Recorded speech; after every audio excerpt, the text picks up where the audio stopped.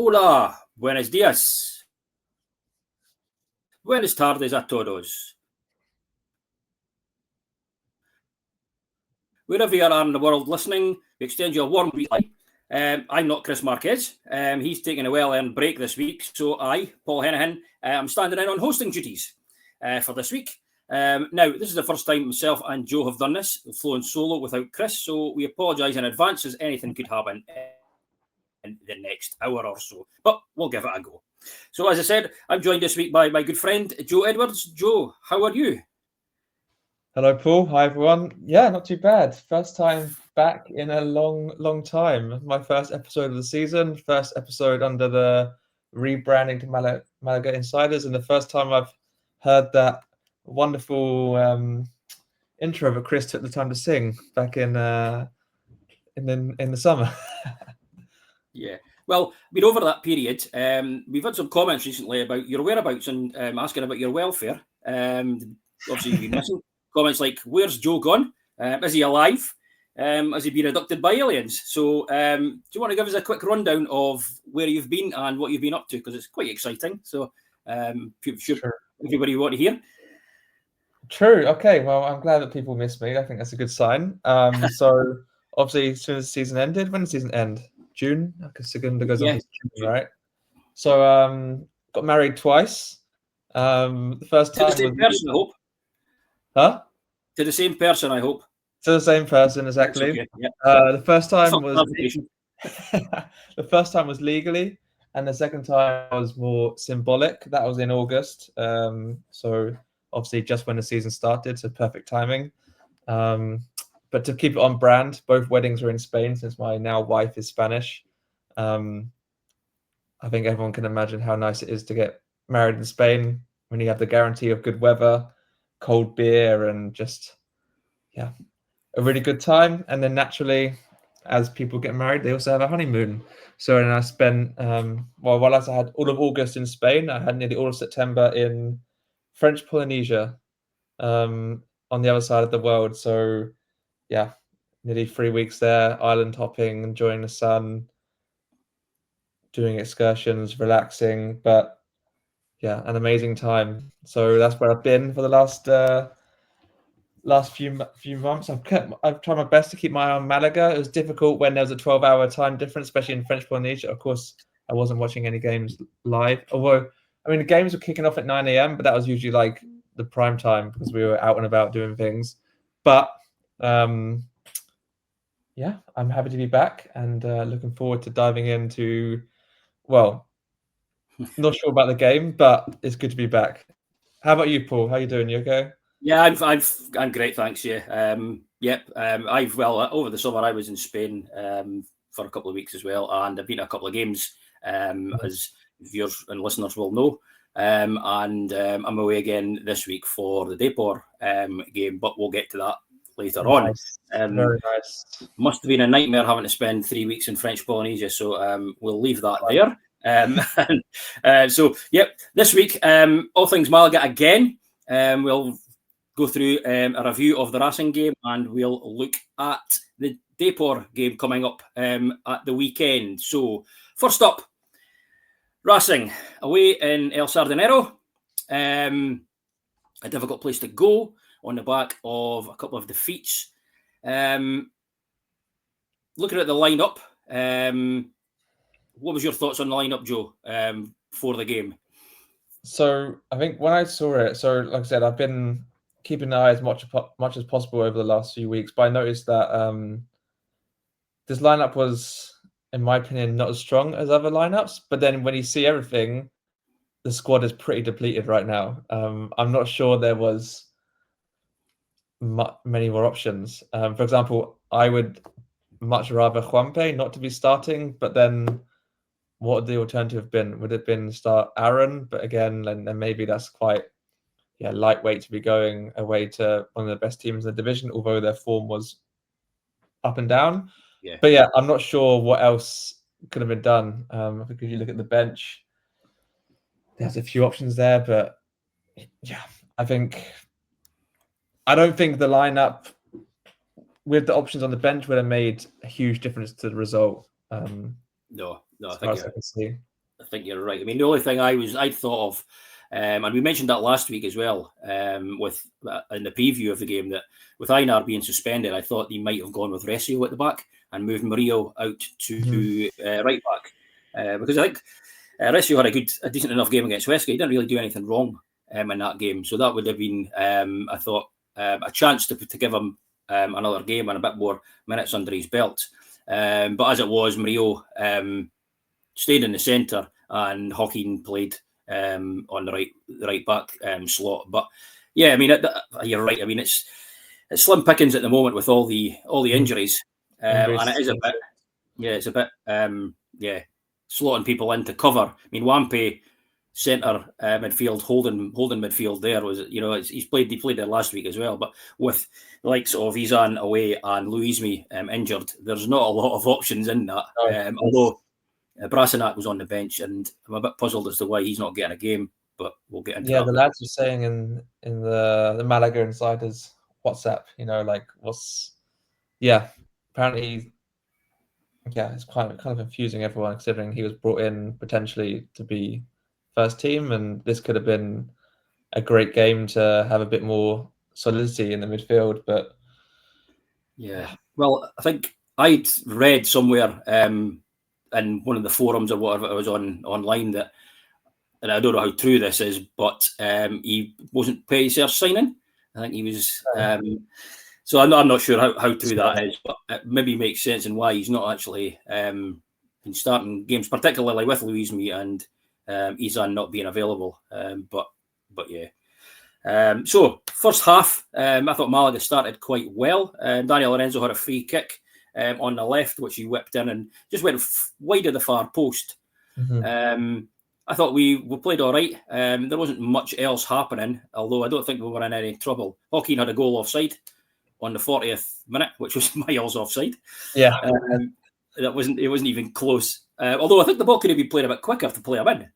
But hey-ho. And then 43rd minute, the incident that changed the whole match, really. Montero sliding in Rassen's half, exactly, reckless, straight into Andres Martin.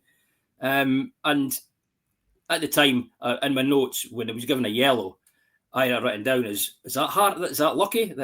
Could it be a red? And then when you see the replay of it, well, yeah, it was straight through his ankle. I mean, what were you thinking, Joe, when you saw that? Yeah, I mean, before I just want to say as well, I think before the first half was quite uneventful, and Malaga maybe were comfortable, but there's never really looked like scoring. Like I said, there's the offside chance, but then all of the comfortableness and all of the uneventfulness went out the window when you have your centre half diving in like that. It's one of those ones when you see it like live for the first time, you just don't know. You don't know, but then when you see the replay, and of course when they slow it down and everything, you can see how high it is, how reckless it was. It's a clear red card. I think there's really no doubt there. Malaga and Montero could have no complaints. It's, I think, like I said, is in opposition's half, why would they do that? Why would? It was. I mean, for me, you look back at the replays of it, and it's in their half. Andres Martin's out towards the right touchline. There's not another Racing player within 15, 20 yards of him. There's obviously a throw out from the goalkeeper, and he's going nowhere. So why? I don't understand why Montero had to go in with a challenge like that. Get closer to him, make him play the ball back to whoever. It was just a rush of blood, I think. There was no danger. No, exactly. And I don't know why he's gone in like that, to be honest. And obviously, Montero coming from Racing, that was the fans were all true. Happy. They were. There was a few chants of him getting sent off, so they were happy at that, seeing him getting sent off. And then that's it. I mean, that's the first half, isn't it? So yeah, I mean, you're right. I think Malaga played quite well in the first half. They were under control without actually really making any chances, but they were comfortable. we only go away to the team that's I don't know if at the time they were second in the league, but they are now. Then if you have the first 45 minutes there's not much happening. Then it's that's a positive half. Whether it's boring or not looking at scoring, but it's decent for a team that We've had our trials and tribulations the last couple of weeks with the defeats, but I thought going and containing them in the first half. And I mean, I can't remember Racing have cleared chances. They had a few chances in the first half, but they didn't have many clear chances, and I don't think they really troubled us much. And as you say, it might have been boring, but going up there to a team who's challenging at the top end of the league, I thought it was a decent decent performance.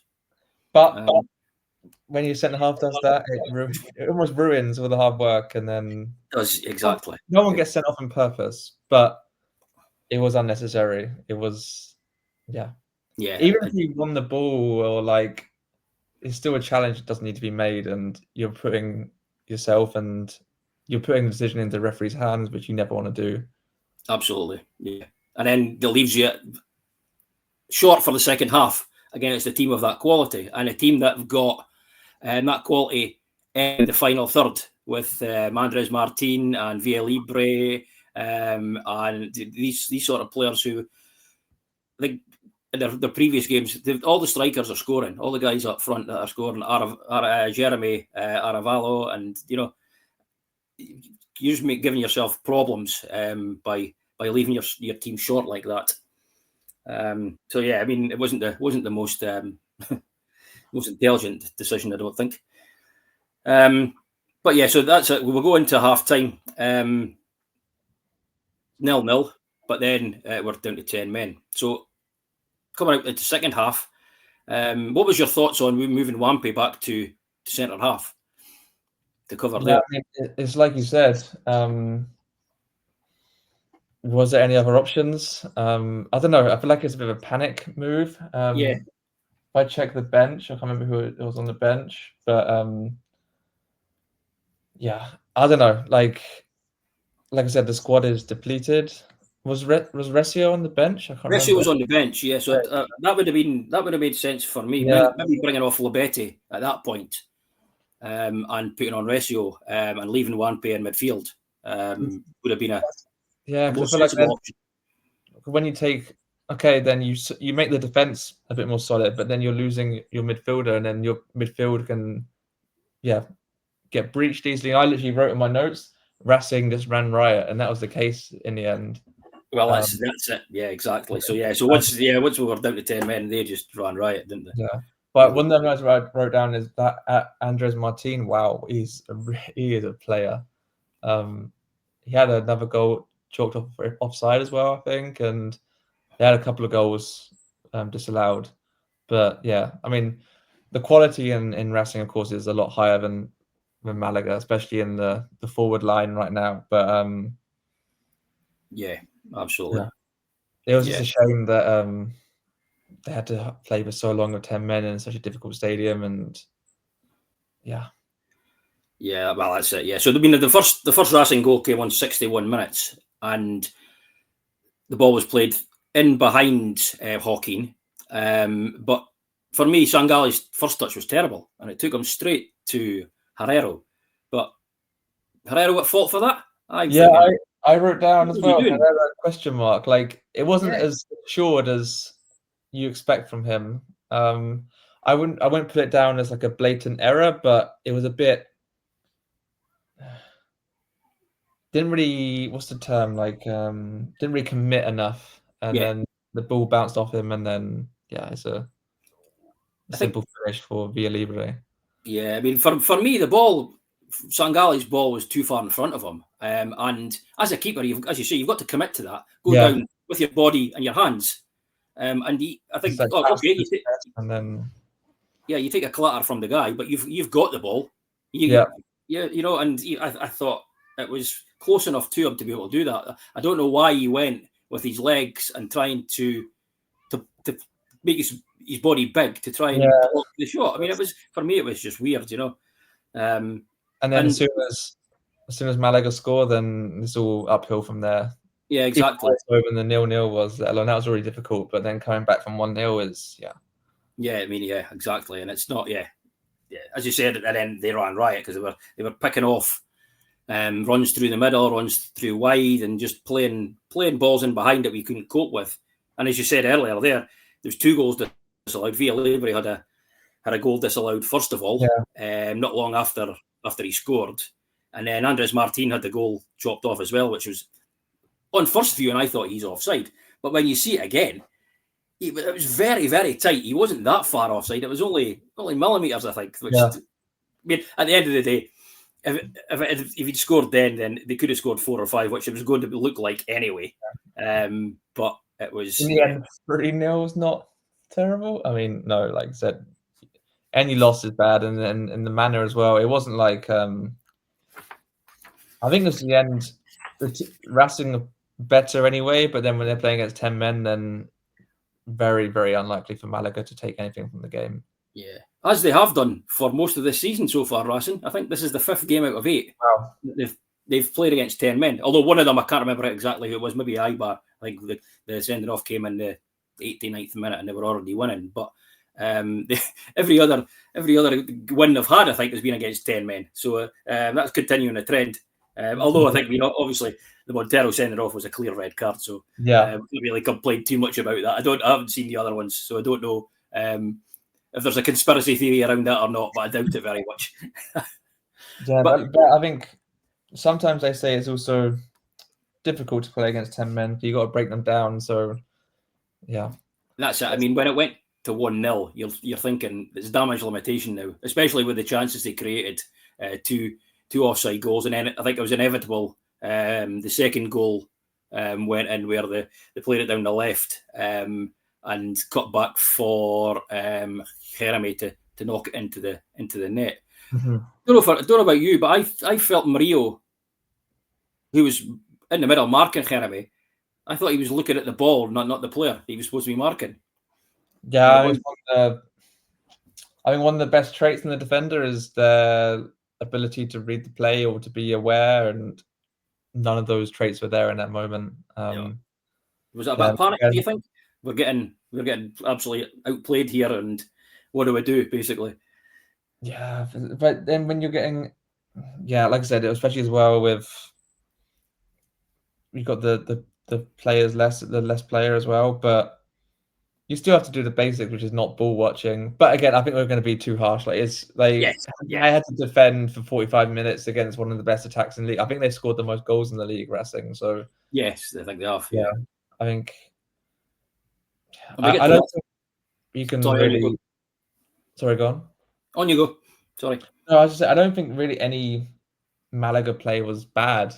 It was just, I mean, apart from maybe Montero could definitely be the classic the worst player in the game, but I think it's just one of those things. We're playing against 11 men, and you've got 10, and it's going to be very difficult, even if you try all your best. But it's just unfortunate how the game had to go. Yeah, maybe being a bit too harsh there, but as you say, you're playing against 10 men for 45 minutes. You're really getting a battering at the back there. They're picking and choosing when they want to run.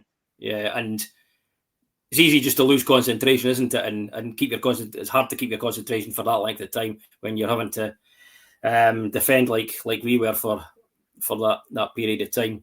Mm-hmm. And then they scored the third. Andres Martin went through the middle, rounded Herrero and wrapped up the 3 points. 3 going on 6, really, wasn't it, at the end of the day? And the final whistle kept the damage limitation to minimal. So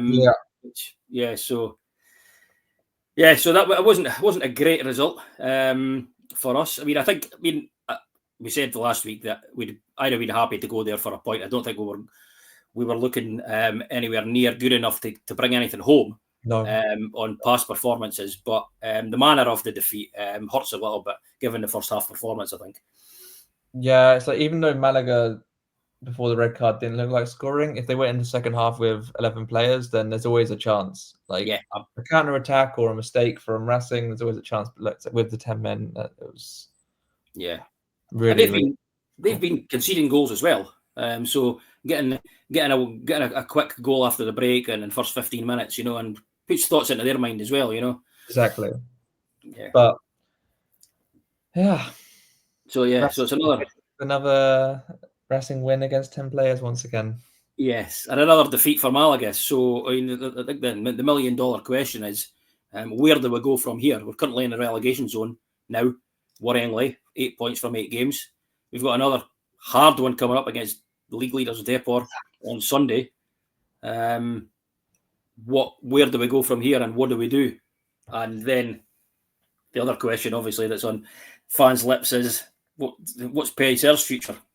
Yeah, I think that's kind of when you're asking what happens next at a club. Usually, the first question people ask is the manager the one who needs to go?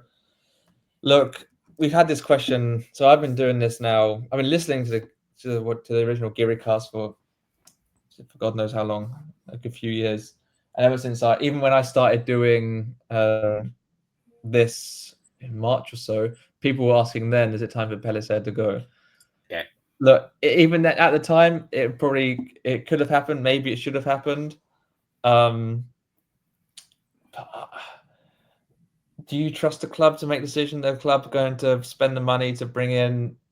They're going to bring in a cheap manager. No disrespect to whoever that manager is, but they're not going to bring in. They're going to bring in someone who's going to be there to get Malaga out of a relegation dogfight, and it's going to be another same season where Malaga, drawing a lot or scraping results and then barely hanging on towards the end of the season. Of course, the situation now is worse than it was at the beginning of last season. But I don't know. It's the problem is just they don't score, and that's been the problem now for so long. That's it. I mean, I think there was fans calling for his head this week, but I mean, does he get the blame for this one, or does he get the benefit of the doubt for a rush of blood by Montero and playing the whole second half with 10 men? I mean, that's not his fault. But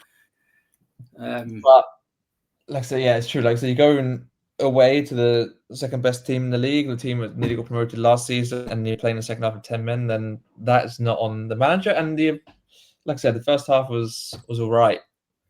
Yeah. And then exactly. How many games can we go into just knowing that Malaga look like they're not going to score? Like that's it. Yeah. What's got? I mean, if he does stay, and I think he probably will, given the reasons you've said there. Malaga don't tend to make any decisions quickly, and if they do decide to sack him, it'll take another 6 months anyway. The way the things work at Malaga, but yeah, I mean, what has to change if Pellicer stays? I know we've got a lot of injuries. The injury list is huge at the moment. You're obviously looking at these boys to come back in, who are all first team guys, but. What needs to change if he stays for us to start picking up points?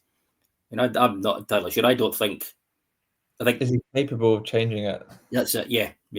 To do we have the players? Yeah, like I said, even with the. Do you think even with the full strength side, there's a few decent results at the start of the season, and then all the injuries came, and of course, a few misses due to suspension and players being away on international duty. But I don't know. Like I said, I struggle to always call for a manager's head, but I also at the same time I don't. There also comes a time where last season it was great keeping them up, but then that can't be the ambition every season just to scrape, safety. But then this is happening too early now in the season.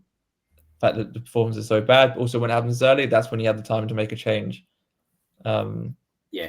But if it happens, then that's another topic. Well, exactly. Yeah. I mean, just going back there, you're mentioning they had a few good results at the start of the season. They looked okay, but this supposed attacking trait that they're going to be, that Pellicer was going to be implementing, I still haven't seen that yet, and we're giving them the benefit of the doubt for the first couple of games to see if he could instill his new attacking vision on the team and the players, but it's still missing. And I mean, I think I say in there, do we have the right players for this? With the exception of Montero and Joaquin Munoz, the other players that we've signed don't seem to be first team players for me. They're coming in and out in terms of substitutions and stuff, but we've not really, for me, there've not really been any signings that have said, right, okay, that's going to be a challenger for Chupetti up front, or and we've signed a load of boys, but would it be better to sign quality over quantity? And given two guys that are going to come in and change the team rather than signing 6 or 7 that may be bit part players. Yeah, it's like right now, a centre midfielder would have been a great option for the summer because the midfield's so depleted. I quite like from what I've seen from Nino, but again, very young and I think Nino scored a couple of goals. Nino scored a couple of goals in pre-season, and that looked good, but he's been in and out of the team with injuries, and he was called up and stuff, so he's not really had a proper run in the first team yet. I know we're only 8 games in, and he's only played, I think, 3 or 4 times because of that, so maybe a bit harsh saying that he's not come in and been a first team regular. But the likes of Eneco and Depor and Dorio, these guys, I haven't seen anything from them. There's more quality over quantity, and more quantity over quality. They're not huge improvements, and the fact they've not even starting, is even with the squad being so depleted, is not a good sign. No, it's not. No. And it's, for me, it's worrying now that where we are, and regardless of who's in charge, whether we change the manager or it's pace, I just, as you say, I can't see wins coming. It's a competitive league, and if we're not scoring goals, then we're not going to be able to drag ourselves out of that situation. We could feasibly end up bottom after this weekend's games, so it's very worrying. But we are where we are. We've been down here before. We are, maybe a wee bit early in the season, earlier than previously, and it's just we're going to have to find something or we're going to end up back down where we were 2 seasons ago, I think. And let's hope that doesn't happen, because I think the promotion a couple of years ago was somewhat fortunate, and I think trying to do that again would be a tricky ask. Absolutely, especially with some of the teams down there as well now that that was a very competitive league, a very good league in terms of going to see these teams and that, and a bit of fun. But we don't want to be down there again, do we? Not anytime soon, certainly. Okay, so I think we've picked the bones out of that one. So just go through some of the news for this week.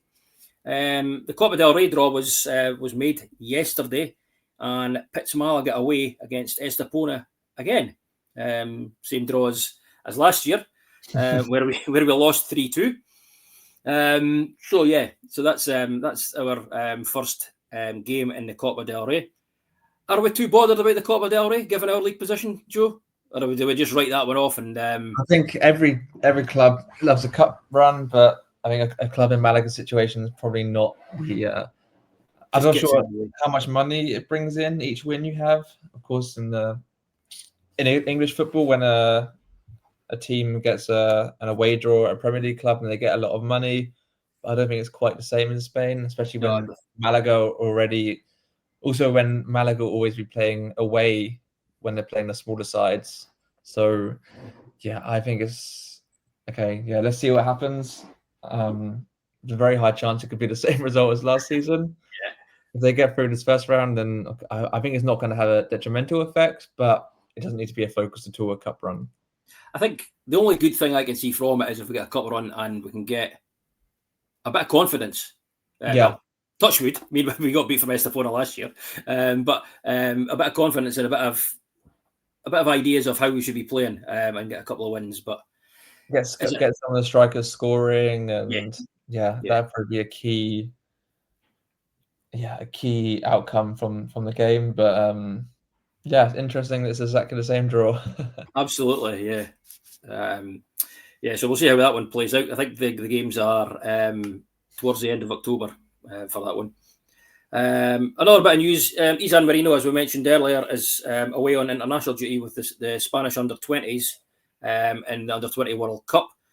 Spain progressed to the last 16 as third place in their league, mini-league, where they had started with a 1-0 loss against Morocco. They drew 2-2 with Mexico, and then they beat Brazil 1-0. Isan played in the last two games, so obviously they need him. They didn't beat Morocco with him sitting on the bench.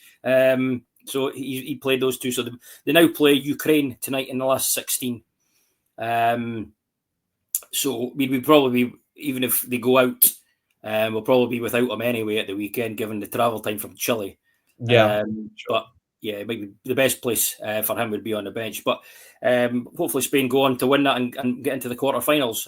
We're going to miss him anyway, so good luck to them and against Ukraine tonight.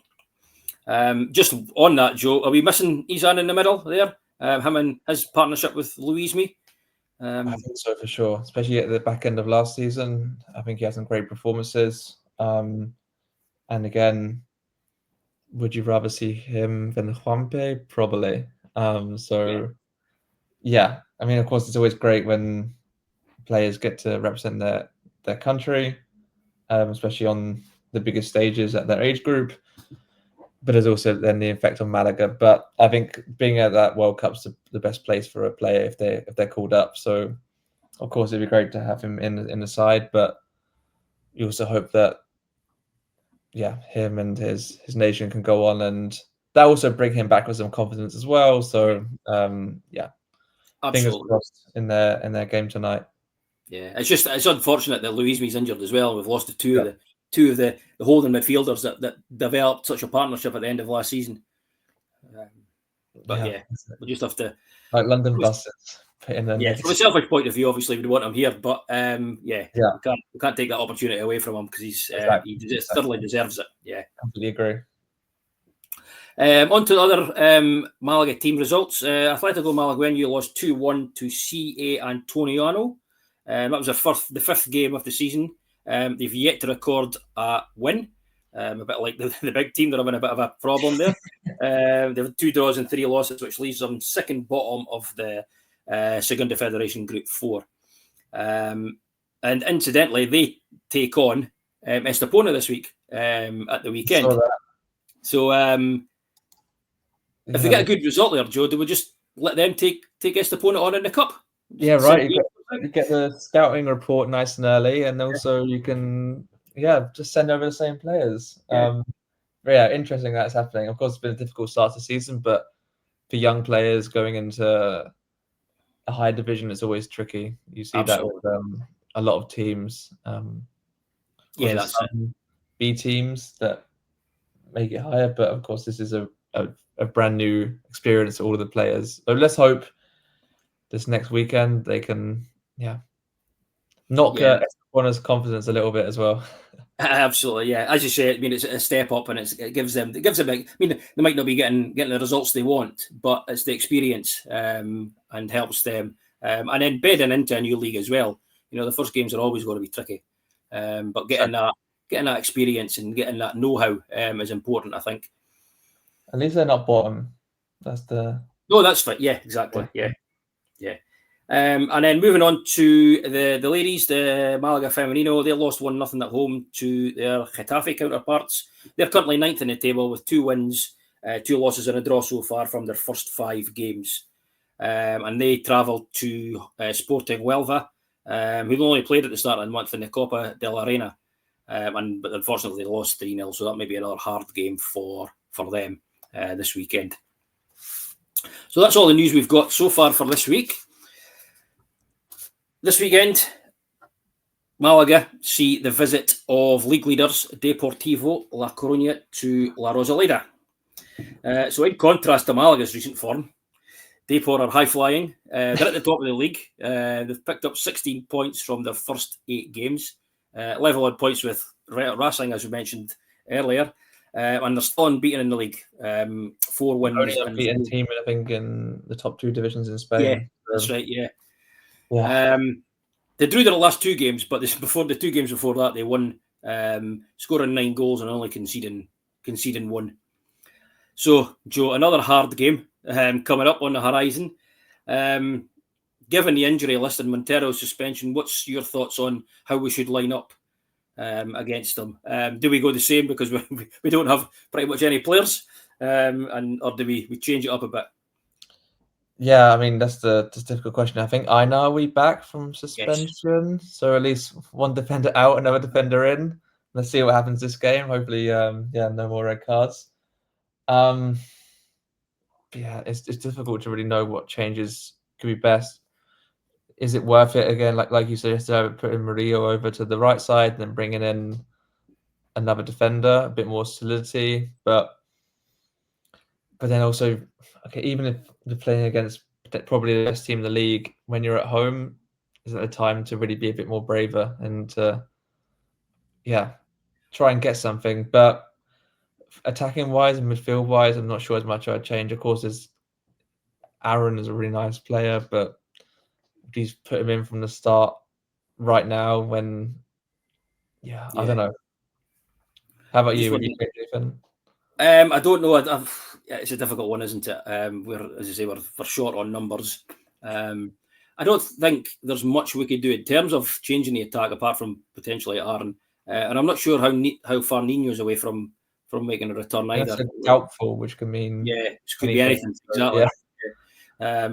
So it just depends. I mean, this is only Tuesday, so we've got a couple of days left to assess how fit he will be. But I mean, I think potentially he'll only be on the bench anyway. Exactly. I don't think we'll drop him back into the starting 11. So it'll be Chupe up front again with potentially Labete beside him. And Danny Lorenzo last week I thought was quite good in the first half. Obviously, he had to drop back a bit in the second half to cover for Juanpe moving back into defence. Yeah. So they should continue with him, particularly with Joaquin being out as well.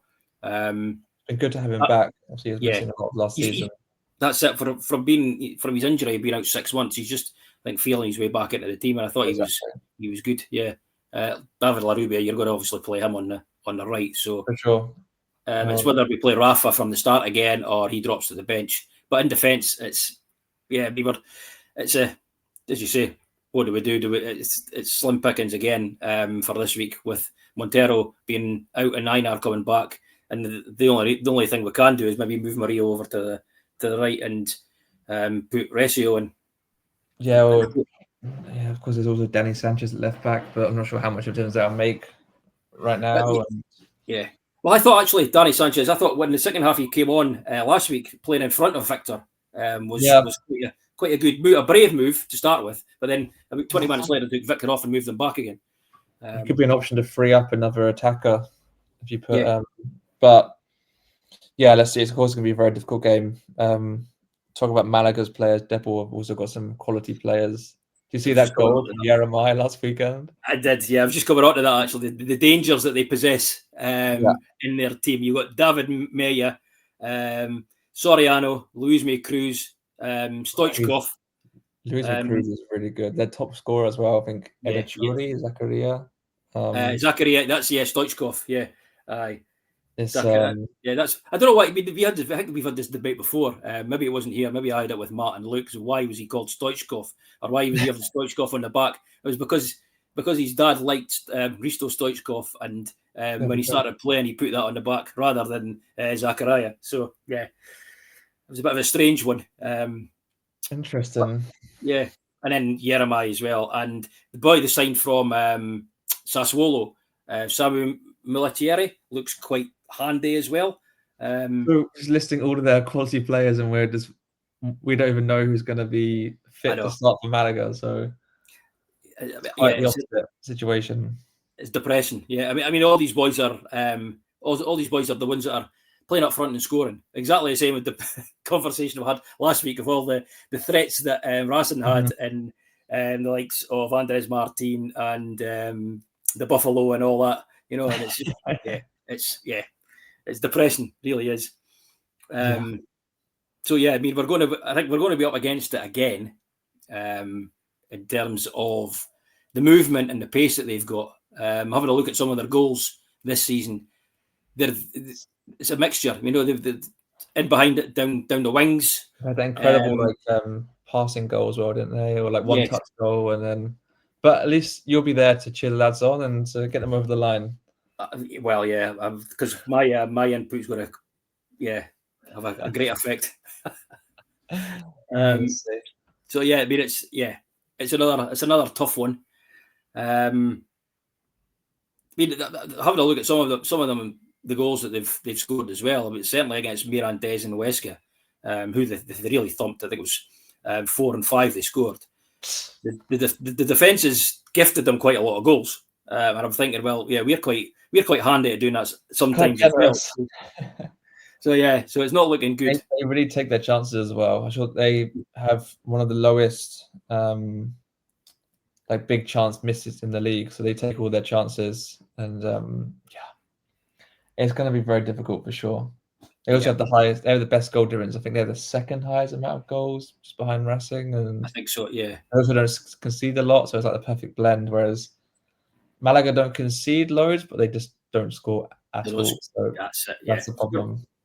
Yeah, we don't have to be very disciplined and tight at the back, and then try to get a goal on the break. Yeah, and I think some opportunities for sure, but disciplined in the midfield as well. I think to close them down and not give them gaps to just not get a red card, and then that's it. Yeah. All right. So what? Any predictions, or is it just going to be fingers crossed and hope for the best?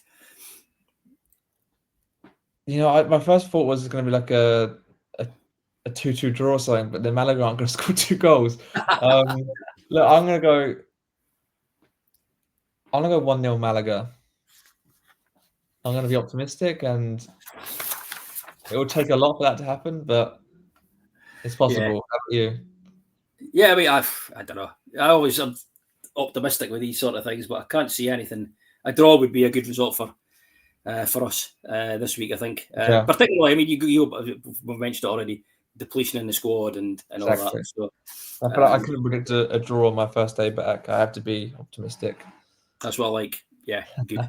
And I suppose we won't go over it again, but if we lose and lose heavily, more questions are asked about Pellicer and his exactly. Then that's when the conversations will really start, I think, after a home loss, even if it's against one of the best teams in the league. But a home loss is always a tricky one for a manager to get out of when they're already under pressure.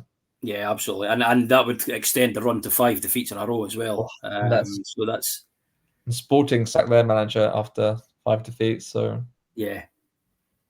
But if that happens, we'll no doubt debate that next week. And I think so. A recurring theme of should Pellicer stay or go. So we're at that point in the podcast where we have a look at something that's not football related, a bit of culture. So this week, the offering is something that everyone in Spain, Italy, France, south of Europe look forward to in the morning, and that's the first cup of coffee. Coffee is ubiquitous in the bars and the cafes around southern Europe, and Spain is no different. But it's not just in the morning. Customers will have a coffee where customers will have a coffee with a croissant or their pan con tomate, or if you're in Naples, a lovely sfogliatella. But coffee, you can have that any time during the day. Just don't have a latte in Italy after lunchtime or a cappuccino. Now, the menu for coffee in Malaga, in the Malaga region, is not your run-of-the-mill latte or espresso or Americano. Malaga has its own unique coffee menu, and here's how it started. After the Spanish Civil War, a gentleman by the name of Jose Prado Crespo returned to Malaga, and after a stint as a taxi driver, he decided to dedicate himself to the hospitality industry and set up a cafe named Cafe Central in the heart of Malaga, on Plaza de la Constitución, or Plaza de Jose Antonio Primo de Rivera, as it was known back then. Anybody who's been to Malaga will know exactly where that is. So after the Spanish Civil War, Spain was still recovering from hardship, and certain raw materials, coffee included, were scarce, and obtaining them was very complicated and difficult, and very expensive. So every coffee bean mattered. Whilst working there behind the bar, Jose Prado Crespo noticed how customers either threw a bit of their coffee away or asked for milk or wanted it changed or it wasn't quite right for them, and they wanted it adapted to their tastes.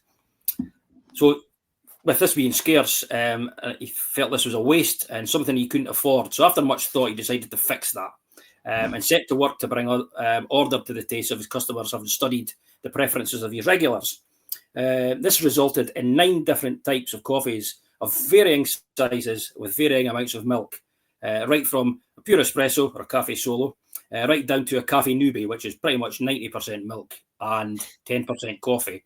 So 9 different ones there, from a solo going through semi-largo, solo corto, sombra, and nube. And you'll see if you go to any cafe in Malaga, if you ask for these, they'll come out.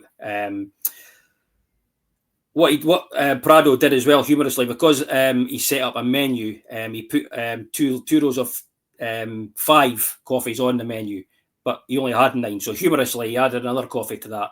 And the 10th one was no me la ponga, which was basically don't serve it at all. And it was basically a glass with no coffee in it. Just a bit of humour there from him. So Prado set up his menu on the wall as a chart, and within Cafe Central, there was a tiled mural, both inside and on the wall outside on Calle Santa Maria. And if you've ever been to Malaga, before the last couple of years, you've probably seen that outside Cafe Central. So what began as a clever way to serve coffee during the hard times turned into a proud local tradition, and a corto, a largo, or a sombra can be ordered in pretty much any cafe across the Malaga region now. Unfortunately, Cafe Central, which was run latterly by Prado's son Rafael, no longer exists in its original location, having closed its doors on the 7th of January 2022. But the good news is that the tile mural, which was outside on the wall, is now in possession of the City Hall for their preservation, and they're keeping that because it's such an iconic mural that was there for years. And also the family tradition runs on. Rafael's son, Nacho, continues the family business at Cafe Central La Malagueta, which is just behind the bull ring, down past Mue 1, on the port area. So the long tradition of Cafe Central and the family behind the inventive coffee menu lives on in the city, and the inventive menu of the 9 coffees lives on around the Malaga region. So there we have a bit of history about the coffee in the area. As I said, it's completely different. Don't go to Madrid and ask for a cafe nube or a cafe sombra, as my wife did, and you'll get funny looks. This is only in the Malaga region. Okay, interesting. That was some very good coffee culture. And of course, it's also nice to have, a very nice also term, like something just for your region, for your city, and what has a nice meaning behind it as well. And I guess it's special for not just his family, but for people as well who are connected to the city. Absolutely. Very interesting. I would never have known that. Yeah, I mean, I was the first time I went and had a coffee in Malaga, and you ask for, right, okay, a cafe latte or whatever, but then you get to know, right, what are these ones? You were the waiters would ask you, well, is that a sombra or a nube or a largo? It's like, well, what are these? And it wasn't until you went to Malaga and saw the chart with all the different ones. Okay, now I get it. Now I know what I'm ordering, which is quite good. Yeah. I don't drink coffee, so I've never experienced that. But well, to be honest, I'm not a coffee drinker either, unless I'm in Spain or Italy, because the coffees are fantastic. But I go for a cafe nube, which is the one which is 90% milk and not a lot of coffee. But it's nice. Nice. Well, that's especially after a few Victorias the night before. Perk you up with a glass of milk and a splash of coffee. Yeah. Interesting. Oh, there we go. So that takes us to the end of this week's podcast. Thank you for your company, Joe. Good to see you back. Good to have you along again. I hope it wasn't too stressful, just having the two of us on and no Chris. No, I think it went really well. I think we covered a lot of things. We tried to keep the positivity there, even on the back of another disappointing result. But let's hope when you're there enjoying your trip that you also come home with the 3 points. But no, great to be back. And yeah, looking forward to the next one and hoping for a better result next weekend. Absolutely. Could we get a Vamos Malaga from you? Of course, it's been a while, but Vamos Malaga. Great, fantastic. So as I said earlier, I'll be at La Rosaleda on Sunday. I'll be at Bar Hermanos Madrid before the game. So if anybody's around, come and say hi, grab a Victoria, and we'll have a chat about the game, and hopefully see you there. So thank you, Joe. Goodbye from myself. Adios, amigos. Hasta pronto, and Vamos Malaga.